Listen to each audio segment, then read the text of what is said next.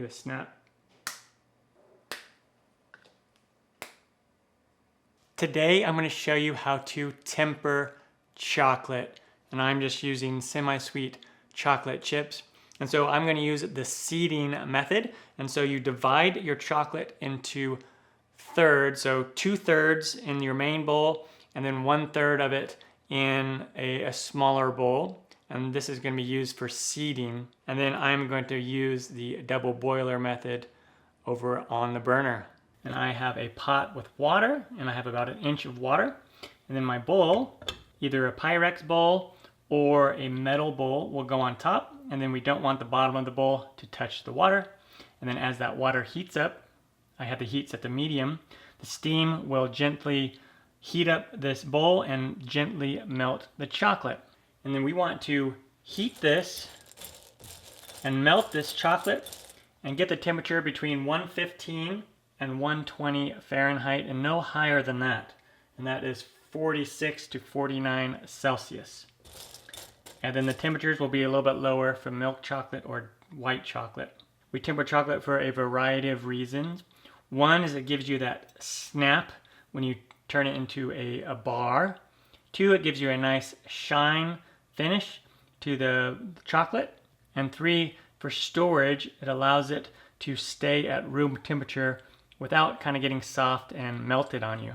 The main thing to remember when you're using this method is you don't want to get any water at all whatsoever in the chocolate, because water and chocolate do not mix. All right, here we go. We are there, so let's take it off the heat. And now what we want to do is we are going to take those other chocolate chips and put those in there. I'm not going to put them all at once. And we want to melt those chocolates, and then that will bring the temperature of this chocolate down. This is called seeding, the seeding method. And we want to bring this temperature down to between 86 and 90 degrees Fahrenheit, which is right around 28 to 30 Celsius. And then there's another method for doing this called the tabling method, where they will spread this mixture out on a surface like this quartz countertop or a marble countertop, and then they'll use a bench scraper and they will scrape chocolate back and forth all over, and that will gently cool down that chocolate to the right temperature. I could also put this bowl on top of another bowl that has some ice in it, and that'll help to cool it down as well. And then also, as you do this, what's going to happen is the chocolate inside here is going to start to look shiny.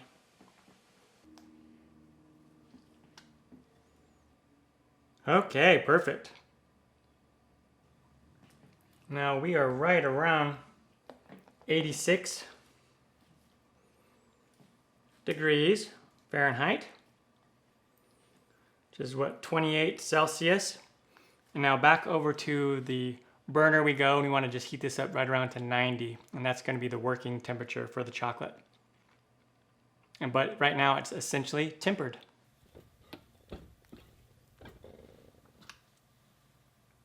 Okay, we got it back up to 90 degrees here, and now we can work with it however we want. And then I'm going to put some and make this a little chocolate bar with it, and then also I'm going to use the rest to make my homemade peanut butter cups. And I don't always temper the chocolate when I make treats, but if I'm going to let the treats sit out at room temperature, like at a party for long periods of time, instead of keeping them in the fridge, then I will take the time to temper the chocolate.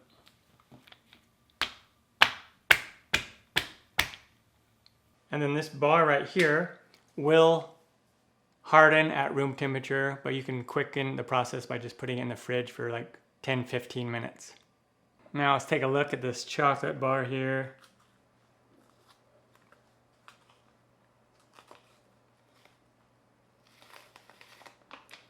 There we go. Nice tempered chocolate bar. Do a snap. Look at that.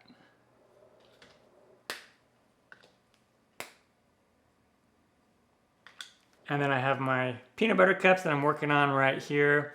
Make sure to check out my homemade peanut butter cups if you love peanut butter cups and want to make them. There you go. That is how you temper chocolate.